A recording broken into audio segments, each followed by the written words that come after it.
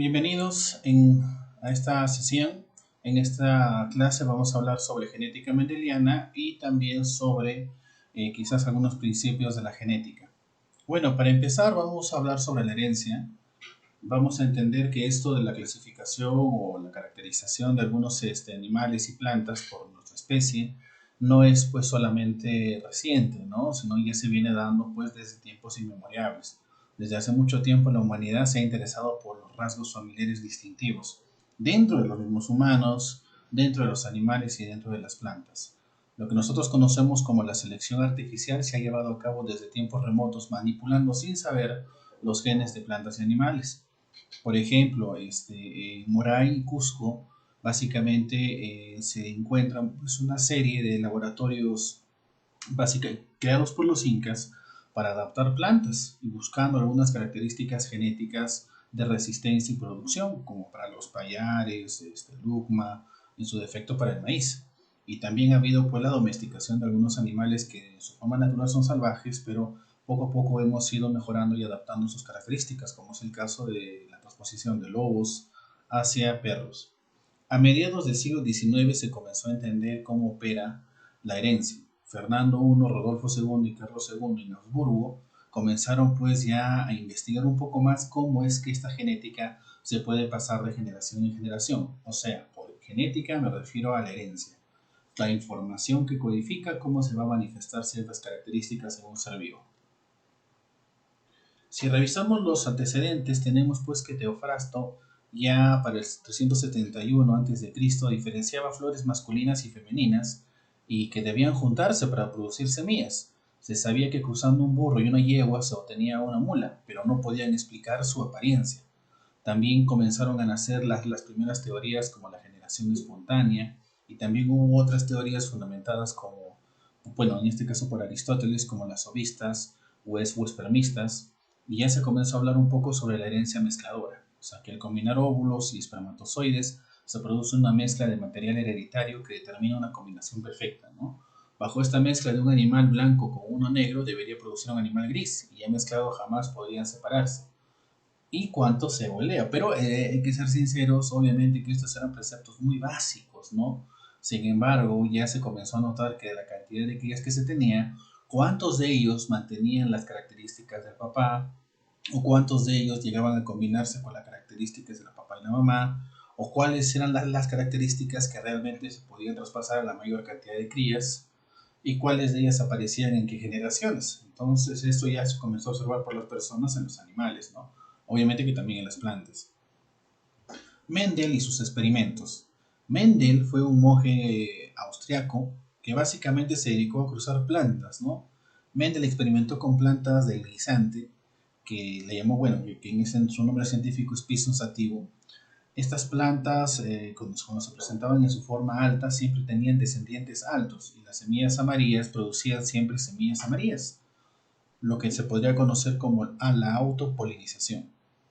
Entonces, la idea de abordar estos problemas biológicos de manera cuantitativa ya se hizo novedosa, ¿no? Ya no solamente explicándolo a grosso modo, sino ya tomando un registro numérico, un registro detallado de los eventos de generación en generación y cómo se presentaban estas características. Para ir al detalle, Mendel usó 32 tipos diferentes de plantas y eligió 7 rasgos que tuvieran dos formas claramente distintas e hizo cruzas experimentales entre ellas. Las características que seleccionó fueron la textura de la semilla, el color de la semilla, el color de los pétalos de flor, el aspecto general de la vaina, el color de la vaina inmadura, la posición de la flor y la longitud del tallo. Entonces, de cada uno de estos puntos, llegó a observar las dos posibles variantes que pasaron a ser su estudio. Él, una vez que culminó con sus experimentos, llegó pues a fundamentar varios principios. Entonces, bajo mucha experimentación y comprobación ya por otros científicos, se llegaron a reafirmar como leyes, ¿no? Entonces, la primera ley de Mendel, que es el principio de segregación, menciona que en la primera generación filial, que siempre se le va a conocer con la simbología de F1, todos los organismos mostraban solo una de las dos variantes y la otra desaparecía. Al carácter que se aparecía en la F1 lo llamó dominante y al que desapareció recesivo. Entonces, ya cuando se habla en la tercera ley de Mendel, también tiene una referencia porque se habla sobre la ley de la dominancia. Entonces, dejó que las plantas de la F1 se autopolinizaran y en la F2 reaparecieron 3 de 1, o sea, uno de cada 3 individuos, los caracteres que habían desaparecido. Entonces él entendió que la herencia viaja en unidades discretas. Mendel entendió que debían transportarse en unidades discretas y que cada planta las tenía en pares.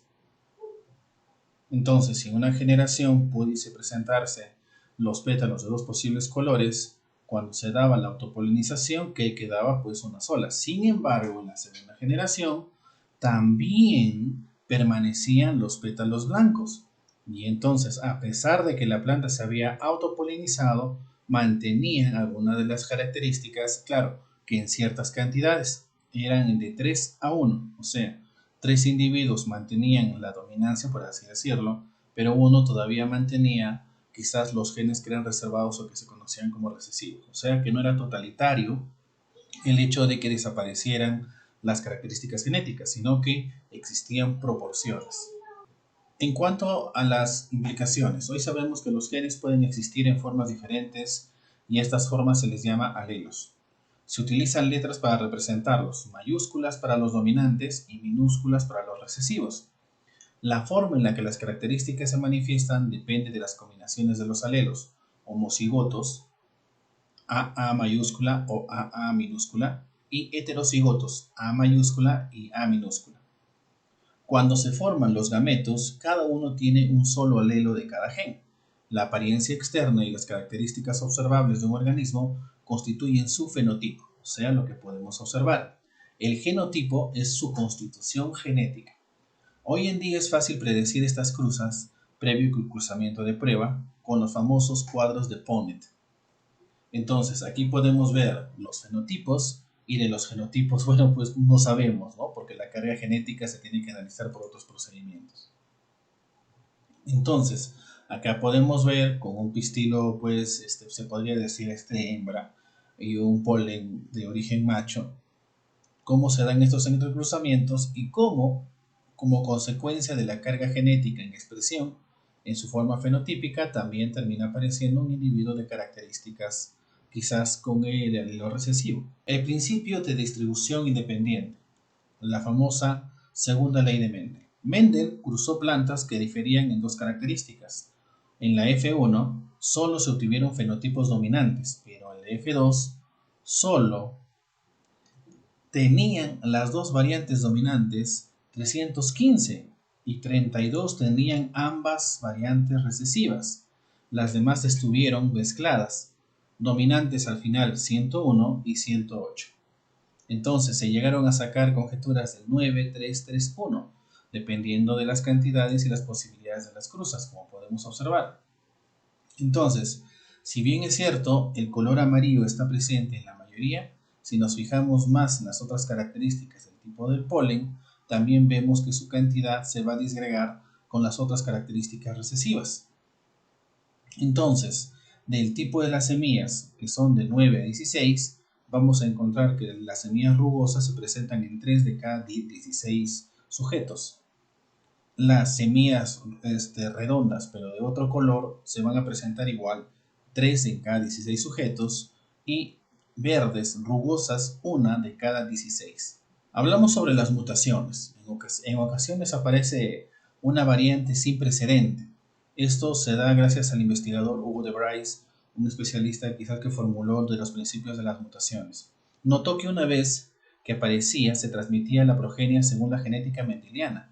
Entonces, no era que esto ya estaba finito, sino que a veces algunas características aparecían en los individuos y estas características eran heredables.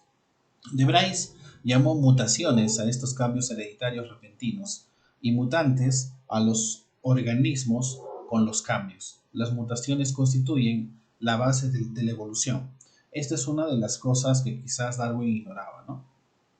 Y bueno, pues se ha tomado mucha referencia, inclusive hasta en el cine y en otras áreas al respecto. Pero sabemos que no tiene la mutación nada de nuevo, sino que quizás ya es un tema que se viene trabajando hace muchísimo tiempo. Bueno, acá tenemos las referencias de lo mencionado aquí.